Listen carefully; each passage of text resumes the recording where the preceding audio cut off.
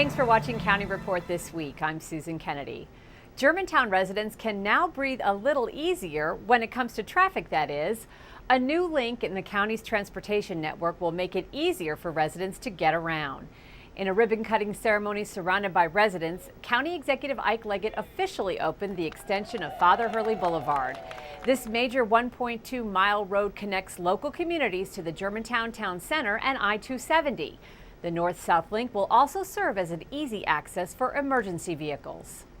This extension of Father Hurley Boulevard is a short road with a huge impact on the Germantown community.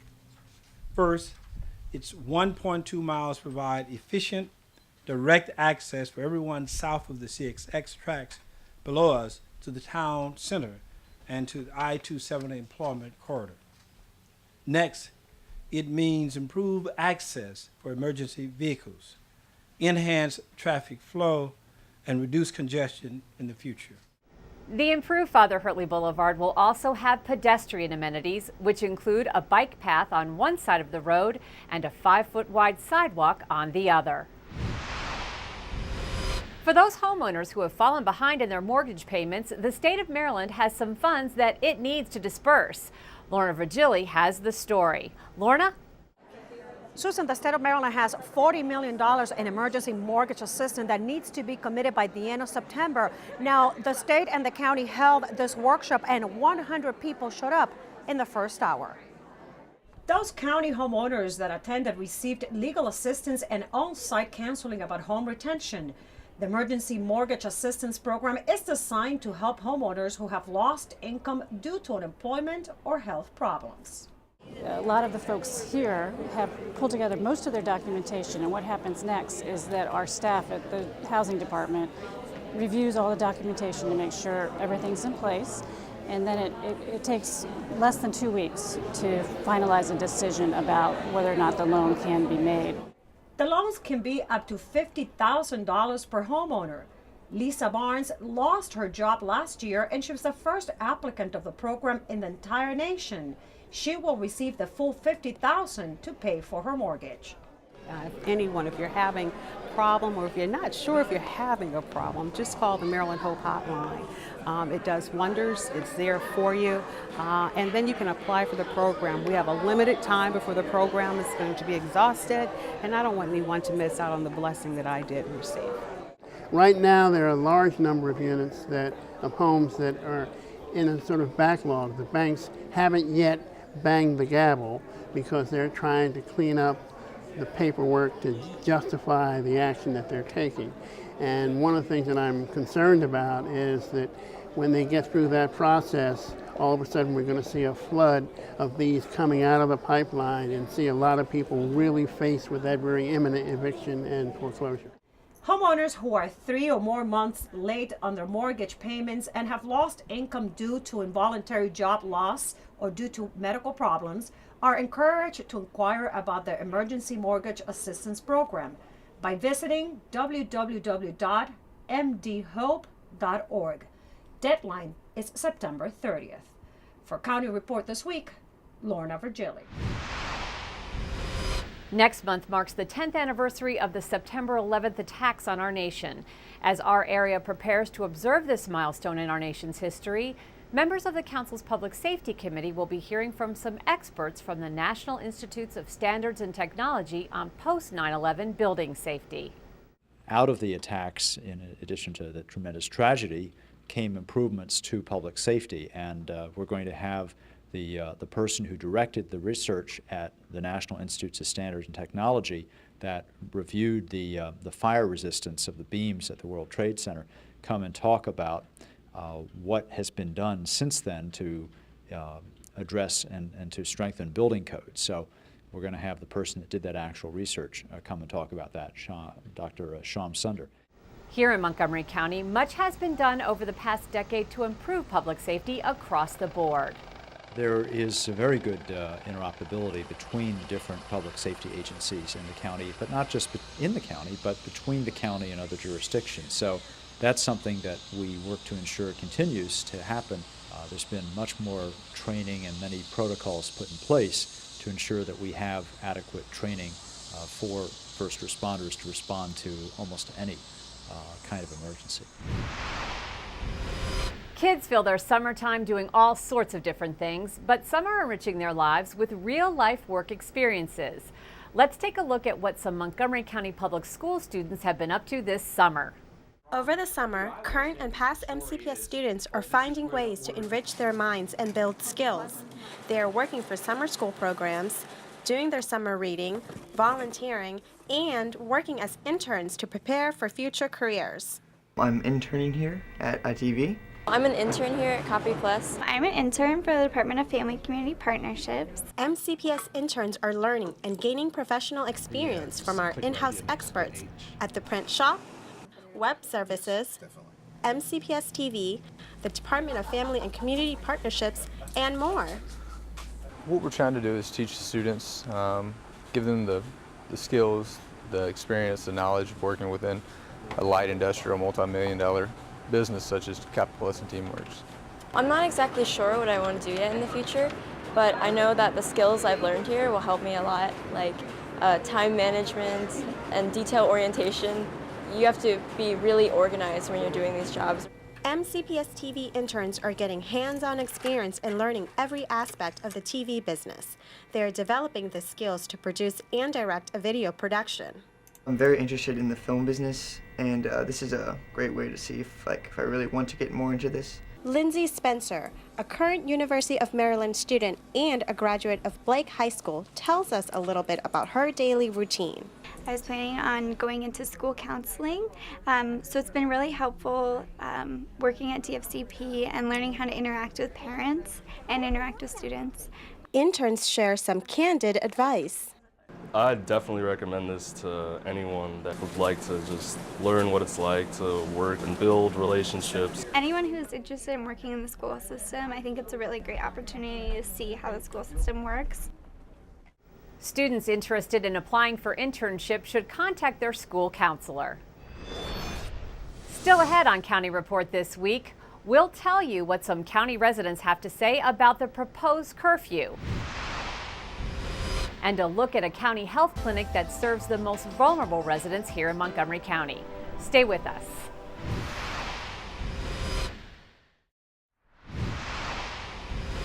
Welcome back to County Report. An altercation at a Germantown gas station turned violent recently, and Officer Janelle Smith from Montgomery County Police is here to give us the details. Officer, tell us what happened here.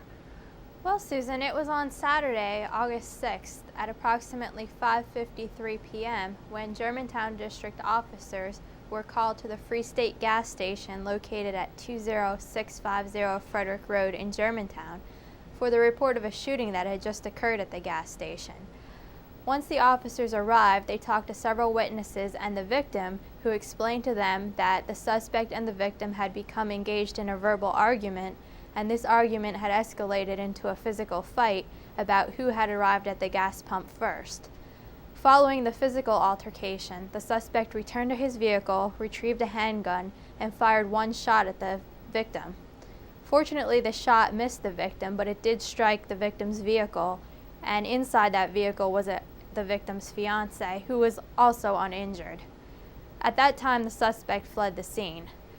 During the course of their investigation, and trying to figure out who the suspect may have been, the suspect did respond to the Germantown police station and admitted to his involvement in an incident at the gas station. At that time, he was arrested and was charged with attempted second-degree murder, reckless endangerment, and first-degree assault. Any indication at all that these two gentlemen were acquainted with one another before this happened? At this time, there's no indication that they knew each other. It was simply that their paths happened to cross at the gas pumps. Wow, incredible story. Thank you very much, Officer Janelle Smith, Montgomery County Police. The Mercy Health Clinic is a free community-based primary care facility that serves uninsured, low-income adult residents of Montgomery County. The clinic is run primarily by volunteers and relies on donations from the public and support from the county. Recently, Councilmember George Leventhal helped the clinic win a major grant that allowed it to expand. Here's an inside look at this critical piece of the county's safety net. If you live in Montgomery County and you don't have health insurance, you can get good basic health care at any clinic funded by Montgomery Cares. These clinics offer primary health care services at little or no cost to people who qualify. This program is funded in part by Montgomery County to help support a network of independent nonprofit clinics. One of those clinics is the Mercy Health Clinic located in Gaithersburg. To come here, you have to meet 3 criteria. One of them is you have to be an adult county resident. So you just bring in kind of any kind of utility bill, lease, that kind of thing that shows you're a resident here. Also, you have to prove that you don't have insurance. That includes no Medicaid or Medicare. And then also, you have to be 250% below or at the poverty level. So that's around $27,000 per one person. And for a family of 4, it's a little over $55,000. The lack of health insurance is a problem for many of our neighbors. My name is Barbara. Hi, Ms. Barbara. I'm the nurse manager here. Since 2000, the Mercy Health Clinic's almost all volunteer staff has provided 25,000 primary health care patient visits. Clinic operations have expanded to 4 days a week. Are you going to need medication today? Yes, please. They'll come in and not really know how to take care of themselves, not know what they're supposed to eat, how they're supposed to exercise, how they're supposed to manage their meds. So we try to give them kind of like a full scope of things to teach them how to really take care of their disease. There's also stories where someone came in thinking they had a sinus infection and it ended up being breast cancer. That we actually got that woman's lump removed and chemo and surgery, everything donated. So she was able to get the care she needed, and just because she couldn't pay for it didn't impede her lifestyle afterwards. So basically what you're saying is this clinic is responsible for saving lives. Oh, definitely, yeah. They take care of the whole person, so you don't have a duplication of efforts. Like you do a little bit, and somebody else does part of the same thing you did. They actually take care of the whole individual, they follow it through, and there's not a duplication of efforts. And so, you know, without money, you really can't do anything. And I feel it is very important to fund places like Mercy Clinic. The proposed teen curfew has raised a lot of different opinions in our area. Montgomery Community Media student reporter Brian Goldgeier has more. County Executive Ike Leggett has proposed a curfew for Montgomery County teens. It would prohibit kids under the age of 18 from being out past 11 on weeknights and midnight on weekends.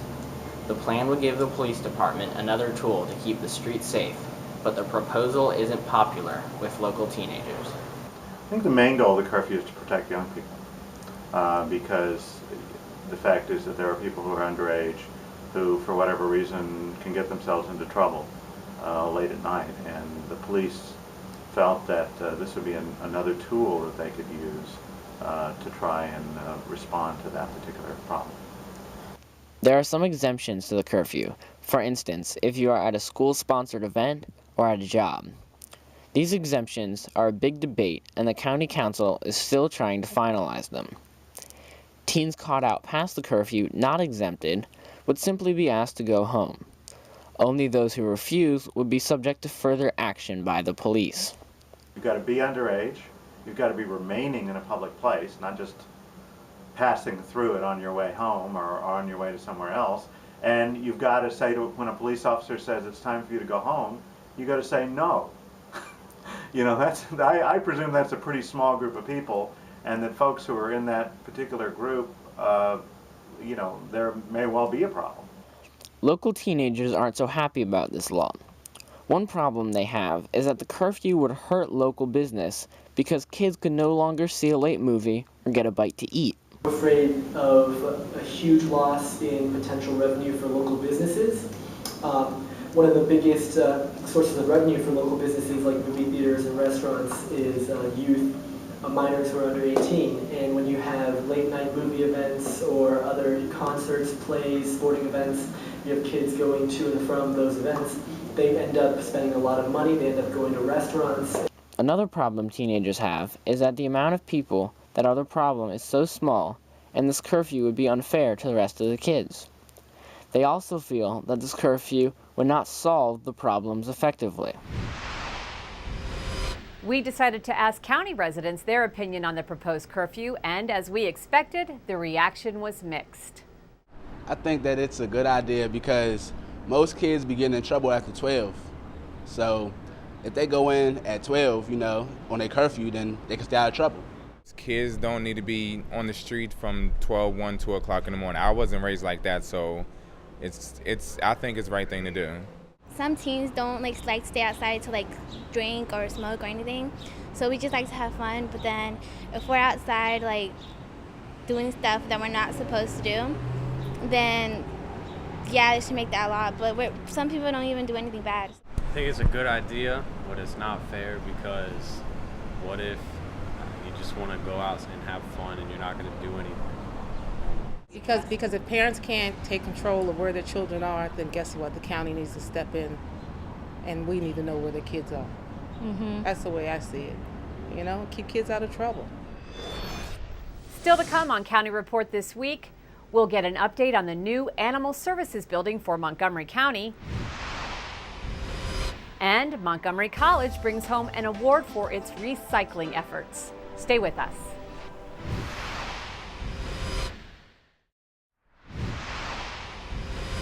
Welcome back to County Report. Work is progressing on the new Animal Services building here in Montgomery County. Our videographer Mike Springerth visited with the folks from that department and found out what a big difference this new facility will make. To improve animal care in Montgomery County even more, the county will break ground September 24th on a new animal services facility at the corner of Shady Grove and Muncaster Mill Road. The citizens of Montgomery County and those in government have been working for over 20 years to get a new facility. The county has allocated $15 million for this new facility, but McPaw, a nonprofit group, is also trying to raise extra money to ensure this animal services and adoptive center is state-of-the-art. The citizens of Montgomery County realize that the economy is tough and the government is stretched. It's only been through the efforts of Mr. Leggett, our county executive, and Phil Andrews, chairman of the Public Safety Commission, that this true partnership was created. The creation of McPaw to be the vehicle to both raise capital, to ensure that this is state-of-the-art, and to make sure it continues to be state-of-the-art as the best facility that the citizens and, of course, the animals of Montgomery County deserve. The new building will be twice the size of the current facility. We estimate between 400,000 and 500,000 animals in this county. The current shelter handles over 10,000 a year. And we want to make sure that they are, again, healthy. The euthanasia rate is, we'd love it to be zero. And we will strive, and this facility gives every animal a better chance. Some interesting features of the building in order to provide a safe environment for the animals. The building features a 100% outside air ventilation system, which means that no air is recirculated within the building.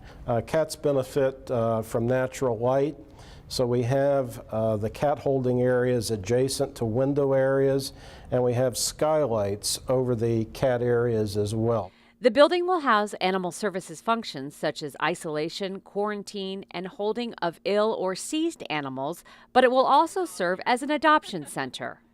A family, kids can come in, go into a special area and interact with dogs or cats that would be prospective adoptees. They can also take the animal outside to our walking trail and kind of give it a test drive. McPaw is letting the public put its name on this new building as well. We are selling everything from bricks, one brick at a time, where you can dedicate for your family or for your former pet or your current pet. You can put your company logo on it, you can put your pet's names, a brick which will be located right in the entranceway, where you will have it there for life. We are also going to be selling naming rights for cages and for the veterinary clinics and for other parts of the facility. And it will be, we hope, a home where people will feel inviting to come in and want to adopt. For more information, contact McPaw at mcpaw.org. Recently, Montgomery College won an award for its recycling efforts in Montgomery County. It's the 6th award for the school in the past 8 years. Here's the story from our friends at MCTV. Montgomery College received an Excellence in Recycling Award for its recycling efforts in 2010. The award was presented recently during Montgomery County's Recycling Awareness Week. Businesses receive recycling awards when they exceed the county goal of recycling 50% of their generated waste. This marks the 8th time in 11 years that Montgomery College has received this honor. Montgomery College recycled nearly 70% of the total waste leaving the premises. Besides the more visible recycling like cans, plastic bottles, and paper, the college recycles batteries, furniture, light bulbs, and oils. All of this totaled nearly 1,900 tons of material kept from landfills. According to the Division of Solid Waste Services, the management and staff at all 3 Montgomery College campuses continually emphasize the importance of recycling. The college also recently formed a committee that will focus on sustainability. Called the Green Team, they will begin regular meetings in October and work to keep Montgomery College green well into the future. It's that time of year again. The Montgomery County Agricultural Fair will be celebrating 63 years of entertainment, food, livestock, and much more. Our friends at Montgomery Community Media have this preview for us. Summer in Montgomery County just isn't complete without the annual Agricultural Fair.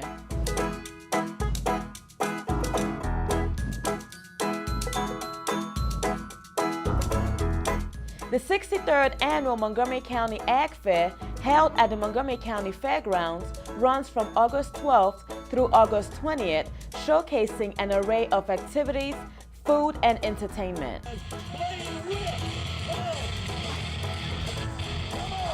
The Montgomery County Agricultural Fair dates back to 1945 out of the desire of the 4-H leaders to produce a county show for members to exhibit their livestock, garden, and home economics projects. Some of the interesting exhibits at the fair this year range from the old McDonald's barn, the monster truck show, demolition derby, cheese carving contest, and much more. A must-see at the Ag Fair is the birthing and milking parlor. Birthing a calf is a procedure that cows have been doing by themselves for centuries. A cow's average pregnancy is 283 days, but ranges from 273 to 291 days. So come on down to the 63rd Annual Montgomery County Agricultural Fair, where there's something for everyone. For more information, visit www.mcagfair.com. It's utterly terrific. Up next on County Report, a feline with an unusual name. But first, are you looking for a volunteer project? If so, we have just the job for you when County Report This Week continues.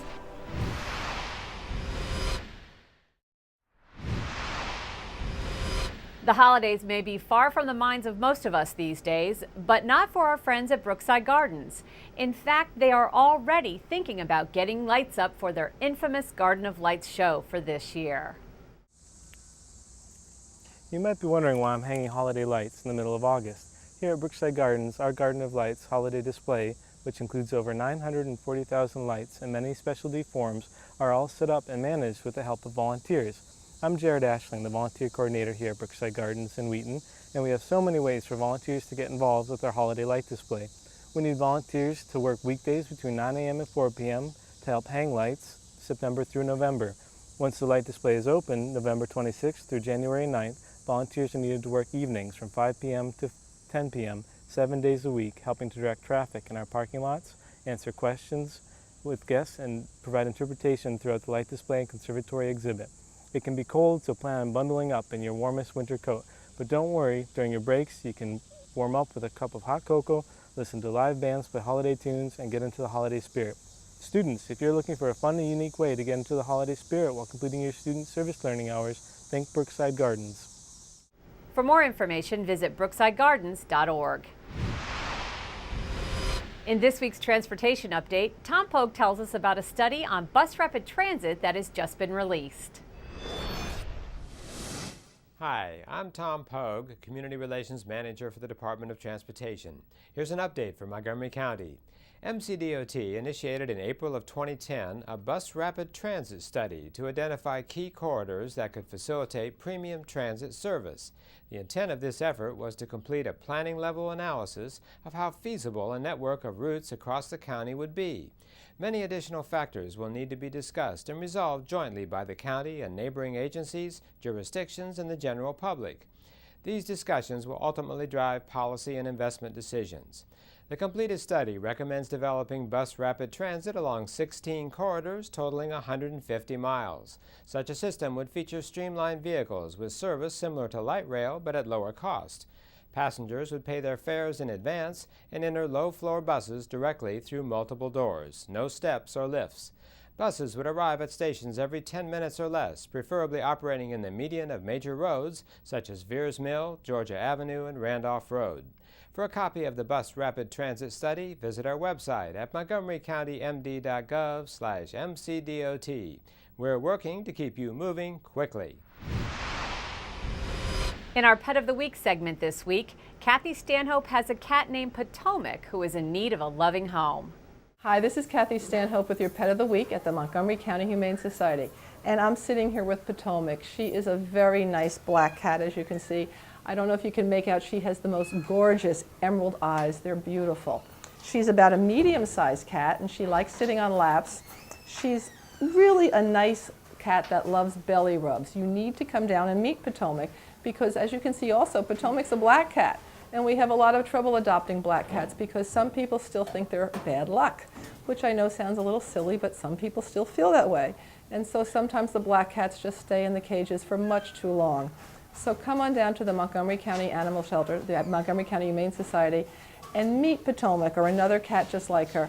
You'll just be very happy you did. She loves belly rubs, she loves attention.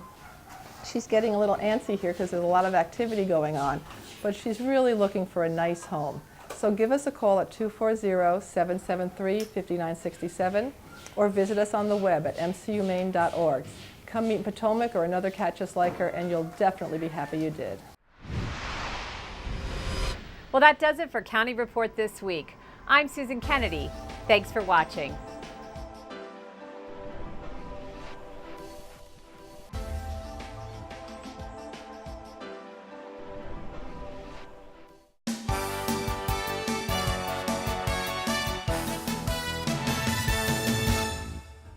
Register now for fall semester classes at Montgomery College. Course listings are available on the web and registration is now online only. For assistance and information, stop by the Admissions and Records Office online or at any of our 3 campuses. Enrolling at MC? Get all your questions answered live every Thursday during August. From noon to 1 p.m., chat online with a college representative and get all your answers on the spot. MC and Shepherd University have established a joint partnership to provide financial and advising benefits to MC graduates. The Transfer Opportunity Program will make it easier for MC students to transfer to Shepherd.